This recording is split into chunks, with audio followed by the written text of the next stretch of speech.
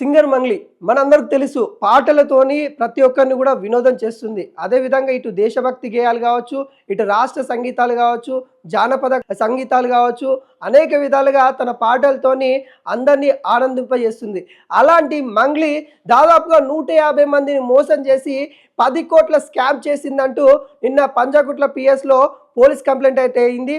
బాధితులు ఎవరైతే ఉంటారో గత వారం రోజుల నుండి కూడా బాధితులు మంగ్లీకి సంబంధించిన అంటే సోదరుడు మంగ్లీకి సంబంధించిన కొంతమందితో కూడిన సోదరుడు ఎవరైతే ఉన్నారో వాళ్ళు మరికొంతమందిని నమ్మించి ఏదైతే కొంత పెట్టుబడుల కోసం అంటూ 150 మంది దగ్గర దాదాపుగా 10 కోట్ల రూపాయలు తీసుకున్నట్టు కూడా తెలుస్తూ ఉంది. ఆ 10 కోట్ల రూపాయలు అడిగితే మిమ్మల్ని కనిపించకుండా చేస్తా, మీ శవాలు కూడా దొరకవు అనే విధంగా ఇటు బెదిరిస్తూ ఉన్నారు. ఇటు మంగ్లీకి సంబంధించిన సోదరులు అంటూ ఆ బాధితులు వాపోతున్న పరిస్థితి కనబడుతూ ఉంది. ఆ బెదిరింపులకి తట్టుకోలేక మరి పోలీస్ కంప్లైంట్ చేశారు బాధితులు. మరి హైకోర్టు అడ్వకేట్ సుబ్బారావు కలిసి నిన్న పంజగుట్ట పిఎస్లో పోలీస్ కంప్లైంట్ చేయడం అయితే జరిగింది. అసలు ఏం జరుగుతూ ఉంది, మంగ్లీ వెనకాల ఎవరెవరు ఉన్నారు, అసలు ఈ 10 కోట్ల స్కామ్ ఏంటి, అసలు ఏందో తెలుసుకునే ప్రయత్నం చేద్దాం. మనతోనే హైకోర్టు అడ్వకేట్ సుబ్బారావు గారు అయితే ఉన్నారు. తనే నిన్న బాధితుల పక్షాన నిలబడుతూ ఇటు పోలీస్ స్టేషన్లో మరి కంప్లైంట్ రేజ్ చేయడం అయితే జరిగింది. మరి ఏంటి ఆ కంప్లైంట్ ఏంటో తెలుసుకునే ప్రయత్నం అయితే చేద్దాం. మన ఫోన్ కాల్లో సుబ్బారావు గారు అయితే ఉన్నారు, ఒకసారి మాట్లాడించే ప్రయత్నం చేద్దాం. హలో సుబ్బారావు గారు, చెప్పండి. ఏంటి అసలు మంగ్లీ పైన కేసు నమోదు చేశారు. గత ఆల్మోస్ట్ 1 మంత్ నుండి కూడా ఈ వివాదం అయితే నడుస్తూ ఉన్నట్టు కూడా తెలుస్తూ ఉంది. అసలు ఏంటి కేసు వివరాలు ఏంటి, అసలు మిమ్మల్ని బెదిరిస్తున్న వాళ్ళు ఎవరు, అసలు కేసులో ఇన్వాల్వ్మెంట్ అయిన వాళ్ళు ఎవరు, బాధితులు మీకు ఏం చెప్తా ఉన్నారు? అయితే 2 నెలల క్రితం సుమారుగా ఇది 3 నెలల క్రితం నా దగ్గర మైక్రో ఫైనాన్స్ లో పెట్టుబడులు పెట్టి మోసపోయామని చెప్పేసి నా దగ్గర కర్నూలు, మహబూబ్ నగర్, కర్నూలు, ఆదోని తర్వాత డిఫరెంట్ ఏరియాస్ నుంచి నాకు కొంతమంది అంటే నా ఇంటర్వ్యూ చూసి ఇన్స్పైర్ అయ్యి నేను న్యాయం చేయగలను చెప్పి నా దగ్గరికి రావడం జరిగింది. ఓకే. అయితే సీనియర్ కాంగ్రెస్ నాయకులు తిరుమల అని ఉన్నారు, ఆయన తీసుకొచ్చారు.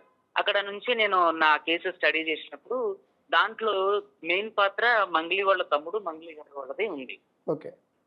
సో నేను అసలు ఈ విషయం గురించి మాట్లాడదామని చెప్పి అసలు ఏం జరిగింది ఏంటి కనుక్కుందాం.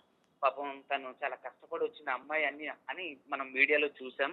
సరే అసలు విషయం ఏంటో తెలుసుకుంటే ఏం పోతుంది అని చెప్పి అతనితో నేను మంగ్లీతో ఒక మ్యూజిక్ డైరెక్టర్ గారి ద్వారా మాట్లాడడం జరిగింది. ఓకే. తను చాలా యారగెంట్ గా, చాలా రెక్లెస్ గా, మర్యాద లేకోకుండా ఎవరు నువ్వు, అయితే ఏంటి మీకు అంటే ఒక సెంట్రల్ మినిస్టర్ పేరు యూజ్ చేశారు, నన్ను భయపెట్టే ప్రయత్నం చేశారు. సో అసలు నేను మీతో మాట్లాడడం ఎందుకు, మీరేదో మంచి వాళ్ళు అని చెప్పి మీరు అంటే చూస్తున్నాం అంటే సొంత కాళ్ళ మీద బతికి బయటకు వచ్చారు, ఒక మంచి పేరు సంపాదించుకున్నారు, మీ మీద ఇలాంటి అలిగేషన్ చాలా చేస్తున్నారు, దానికి ఆధారాలు కూడా చూపిస్తున్నారు, దాని గురించి అడుగుదాం, మీ వివరణ తీసుకుందాం ఫోన్ చేస్తే ఇంత అన్యాయంగా, జిగుప్సాకరంగా, నీచంగా అడ్వకేసీని అవమానపరిచే విధంగా సో మాట్లాడతారని చెప్పేసి ఫోన్ పెట్టేసి నేను ఇంటర్వ్యూ ఎవరైతే బాధితులు ఉన్నారో వాళ్ళు ఇచ్చిన ఆధారాలతో ఇంటర్వ్యూ అంటే ప్రెస్ క్లబ్ లో ఇంటర్వ్యూ పెట్టి తర్వాత అందరికీ ఇంటర్వ్యూకి ఇచ్చాం ఆధారాలన్నీ. ఇచ్చిన తర్వాత ఆవిడ ఫోన్ చేసి సార్ నన్ను క్షమించండి, నేను మాట్లాడడం తప్పే, నా ఇంటర్వ్యూ క్లీన్ చేసేయండి, నాకు ఇబ్బందిగా ఉంది, అది ఇదని మాట్లాడారు.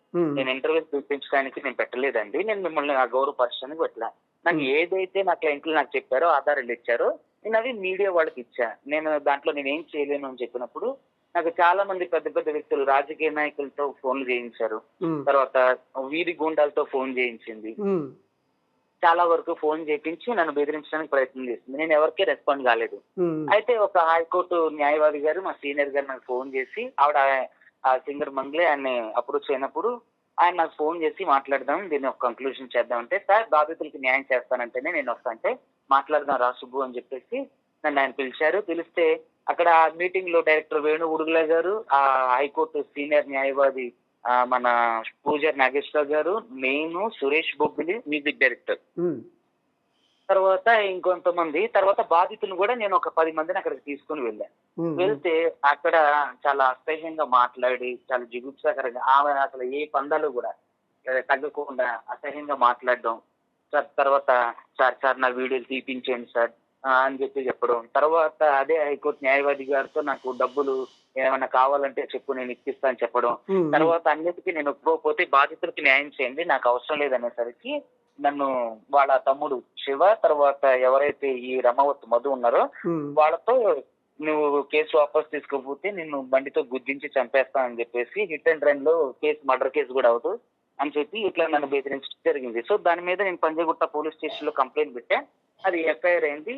దాంతో పాటుగా వీళ్ళందరి మీద కూడా కేసు ఫైల్ అయింది. ఇప్పుడు ఇది జరుగుతుంది. అంటే ప్రధానంగా ఎంతమంది బాధితులు ఉన్నారు?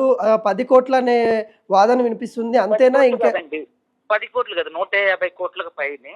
ఓకే, 150 కోట్లకు పైనే బాధితులు చాలా మంది ఉన్నారు. ఈ వట్టిపల్లి తాండా దగ్గర నుంచి మొదలుకుంటే కర్ణాటక వరకు, తెలుగు 2 రాష్ట్రాలతో పాటుగా కర్ణాటకలో కూడా బాధితులు ఉన్నారు.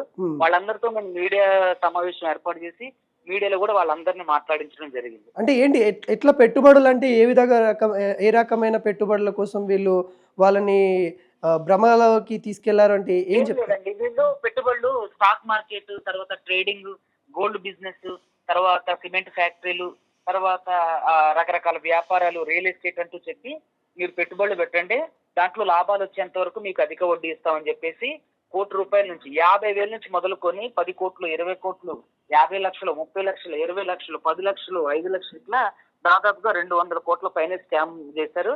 దాంట్లో సింగర్ మంగ్లీ తమ్ముడు డైరెక్ట్ గా ఇన్వాల్వ్ అయ్యి ఒక వ్యక్తి దగ్గర 30 లక్షలు తీసుకుంటూ, తర్వాత అతను డైరెక్ట్ గానే ఈ ఏదైతే గోకుల్ నందన ఇండియా ఇన్ఫ్రా ప్రైవేట్ లిమిటెడ్ అనే కంపెనీ ద్వారా ఈ మంగ్లీ తమ్ముడు కూడా అందులో ప్రధాన పాత్రధారుడు. అంటే ఇప్పుడు మంగ్లీ కూడా ప్రధానంగా చెప్తా ఉంది కదా, నాకు ఇన్వాల్వ్మెంట్ లేదు అన్నట్టు తను. తమ్ముడు ఇప్పుడు ఇరాన్ లో యుద్ధం జరుగుతుంటే ఇండియాలో తెలిసినప్పుడు మంగ్లీ ఇంట్లో వాళ్ళ తమ్ముడు ఏం చేస్తున్నాడు మంగ్లీ తెలియదా? ఇంకోటి ఏంటంటే మంగ్లీ వాళ్ళ చెల్లినే పెళ్లి చేసుకుంటున్నా నేనని చెప్పి ప్రధాన నిందితుడు రమావత్ మధు అందరితో మాట్లాడిన విషయాలు కూడా నేను మీడియాకి చెప్పా. వాళ్ళ ఫోటోలు కూడా ఏది సింగర్ మంగ్లీ రమావత్ మధుతో కలిసి దిగిన ఫోటోలు, వాళ్ళతో మాట్లాడుకున్నవి, ఇవన్నీ నేను మీడియాకి ఇచ్చా. సింగర్ మంగ్లీ నాతో ఫస్ట్ రోజు నేను ఇదేంటి విషయాన్ని కనుక్కోవడానికి ఫోన్ చేసినప్పుడు ఒక మ్యూజిక్ డైరెక్టర్ ద్వారా సింగర్ మంగ్లీ ప్రధాన నిందితుడు పర్సనల్ ఫోన్ చేసి నన్ను కలవమని ఇన్స్ట్రక్షన్ కూడా చేసింది. ఓకేనండి. అంటే ఏంటి అంత బాధితులకి ఎటువంటి న్యాయం కావాలని కోరుతా ఉన్నారు? మీకు కూడా బెదిరింపు కాల్స్ వస్తూ ఉన్నాయి, ఇవన్నీ జరుగుతూ ఉన్నాయి, మీరు ఏం న్యాయం చేయబోతా ఉన్నారు? అసలు మీరు ఈ కేసు గురించి వాళ్ళకి బాధితులకి ఏం చెప్పదలుచుకున్నారు? వీటన్నిటి గురించి కూడా హైకోర్టులో పిటిషన్స్ ఫైల్ చేస్తున్నాం. తర్వాత వీళ్ళందరి దగ్గర ఉన్న ఆధారాలు తీసుకొని అంటే రికవరీ సూట్ రికవరీ, అంటే ప్రాపర్టీ రికవరీ, మనీ రికవరీ, తర్వాత సివిల్ సూట్లు కూడా ఫైల్ చేయడం జరుగుతుంది. Okay, thank you. సో ఇదండి, దాదాపుగా మనం 10 కోట్లని అనుకున్నాం, కానీ 10 కోట్లు కూడా కాదంట, అది ఒక్కరి దగ్గరనే 10 కోట్లు అన్నట్టుగా తెలుస్తూ ఉంది. అంతకంటే ఎక్కువ, దాదాపుగా 150 కోట్లకు పైన అక్కడ మోసాలు జరిగాయి అన్నట్టు ఇటు అడ్వకేట్ కూడా చెప్తున్న పరిస్థితి కనబడతా ఉంది. తనకు కూడా బెదిరిస్తూ ఉన్న నేపథ్యం కనబడతా ఉంది. మరి ఆ నేపథ్యంలో ఆయన ఇటు పంజగుట్ట పిఎస్లో కంప్లైంట్ చేశాను, నేను ఇది హైకోర్టులో కూడా పిటిషన్ దాఖలు చేస్తాను, ఇటు బాధితుల తరపున కొట్లాడుతానన్నట్టు ఇటు హైకోర్టు అడ్వకేట్ సుబ్బారావు అయితే చెప్తున్న పరిస్థితి కనబడతా ఉంది. మరి చూడాలి, ఇప్పటికైనా మరి బాధితులకి న్యాయం జరగాలి. ఇటు ఎవరైతే మంగ్లీ కావచ్చు, మంగ్లీ సోదరులు ఎవరైతే, ప్రధానంగా మంగ్లీ సోదరు ఉన్నారన్నట్టు చెప్తా ఉన్నారు, వాళ్ళ నుండి మనీ రికవరీ అయ్యే విధంగా ఇటు చట్టం కూడా చేయాలన్నట్టుగా కోరుతా ఉన్న పరిస్థితి కనబడుతుంది. మరి చూడాలి ఎటువంటి చర్యలు ఉంటాయన్నది కూడా చూడాల్సిన పరిస్థితి కనబడతా ఉంది.